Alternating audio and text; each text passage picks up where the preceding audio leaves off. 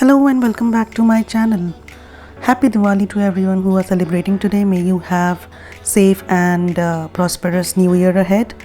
So today I am making Diwali special vegetable biryani, and it's a very quick and easy biryani, and I am just trying out a new masala that I just bought today, and I wanted to try it out, so I'm just making it in a very small quantity. It's not a very big quantity biryani that I'm making, so the quantities of each and every vegetable that I have taken here is very less. You can change or increase the quantity of each and every vegetable that you are going to use in your biryani. So, and I am making this biryani in cooker so that it's very quick. So anybody who's on a Diwali day, if you want to make a quick meal, this is one quick meal that you can definitely try and enjoy it with your family. So let's start with the recipe here. In a pressure cooker, I have added 4 to 5 tablespoons of oil. Heat the cooker and oil, and once the oil is heated, we will just add some whole spices. So first I have added 1 teaspoon of cumin seeds, and then I'm adding a bay leaf. Just ensure that the flame of your gas is not very high, because otherwise your spices will start burning. I have also added star anise, a few peppercorns, and cinnamon stick. I forgot to add the black cardamom, but instead I have used 2 green cardamoms and cloves as well. You can just adjust the amount of spices that you're using according to the quantity that you are making. Once all the whole spices are cooked, I have added 2 medium-sized onions which are thinly sliced. We'll just go ahead and saute these onions. I had my other vegetables also cut into the same plate, so a little bit of water also went into the oil, so hence you see all these spluttering. We need not completely burn these onions. We just need to ensure that these are brown in colors, so that your the color of your biryani is also nice and beautiful. And it will, if you burn the onions, definitely the biryani will taste bitter as well. So just ensure that your onion is not completely brown. Once onion is slightly soft, we have added 1 tablespoon of ginger garlic paste here. Just give it a nice mix. In between, if you feel that your masala or your onions are sticking to the cooker, you can just add a little bit of water here. Usually when we are cooking ginger garlic paste with onions, we definitely do add a little bit of water so that it doesn't burn. So I have just added 2 to 3 tablespoons of water here. Now I'm again frying the onions with the ginger garlic paste.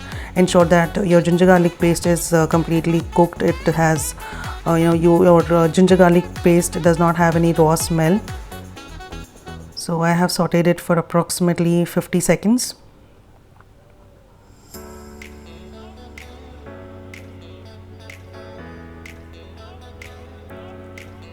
Okay, so here now the raw smell has completely gone of ginger garlic paste. So now I'm just gonna add other vegetables that I have cut. So again, as I mentioned earlier, I have used very less vegetables here, because I am just trying out a recipe here with a different spice that I bought. So it's just a fistful of each and every vegetable. So I have taken capsicum, cabbage, I have taken carrots and cauliflower, and lastly green peas. So again, as I mentioned, these are the vegetables that I have taken. You can go ahead and use any other vegetable of your choice, like French beans, potatoes, or if you want to use any other exotic vegetable like zucchini, you can definitely try that. But these are the basic vegetables which are available in the market and can be used in biryani or pulaus for the taste. So we will just fry these vegetables on medium to high flame for about a minute's time, so that all the vegetables are fried nicely. Once it's done, once the vegetables are fried, I have just added some powdered spices like turmeric. So I have added half teaspoon of turmeric here. I will add 1 teaspoon of red chili powder. This is the spicy chili powder, hence I have used a little less amount here. If you eat spicy food, then definitely you can add more red chili powder.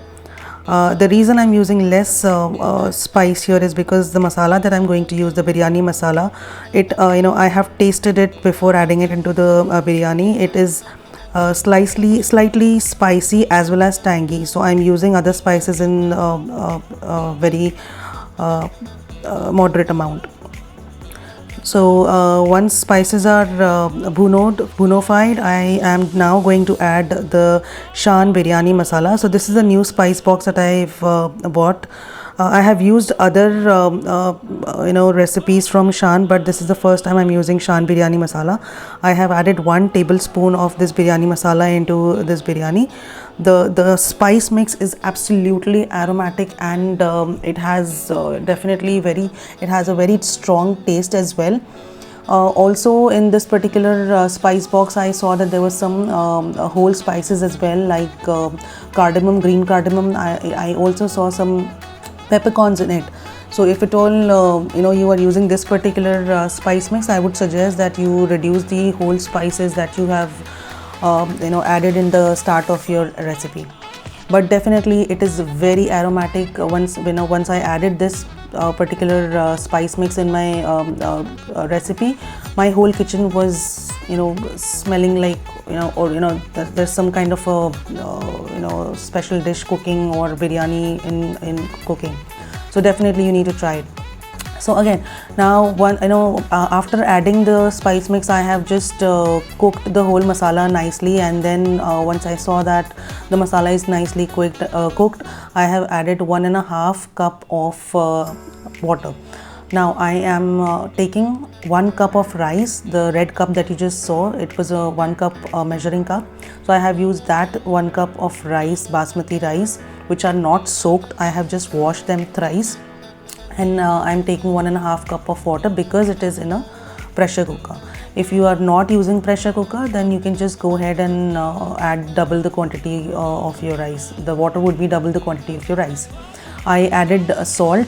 As I mentioned, the masala, biryani masala, it already had a lot of spices, salt and a little bit of tanginess. So I have reduced my salt quantity. You can definitely adjust it as per your choice. I have gone ahead and added the basmati rice. As I mentioned earlier, I have not soaked these rice in advance. I just washed them with running water, and I have just added it once all the spices were cooked. So we will just take a boil. I have also added some mint leaves here for the aromatic flavor. We'll just give it a nice mix with a gentle hand so that your rice doesn't break. Once your rice and everything is added in the cooker, we'll just go ahead and close the lid, and we'll cook this particular rice for about 2 whistles on a high flame. Once 2 whistles are done, we'll just reduce the flame to medium, and we'll cook that particular biryani in medium flame for 1 minute, and then we will switch off the flame. So we need not take too many whistles, or we need not cook this particular biryani for a very long time, because we are cooking it in a pressure cooker and it really cooks very fast. All the vegetables are already cooked. Rice itself does not take a lot of time. So it's within I would say 7 to 8 minutes my biryani was ready. We'll just rest this particular biryani, and we'll just let the pressure release on its own. Look at the biryani. As I mentioned earlier, we have not taken the water, which is a very large quantity of water. We took little bit of less water than what rice we had taken, and hence you will see that rice are very fluffy, and it looks nice. I've just tasted the seasoning and everything, and it looks definitely nice and tasty. So do try this recipe at home. Thank you.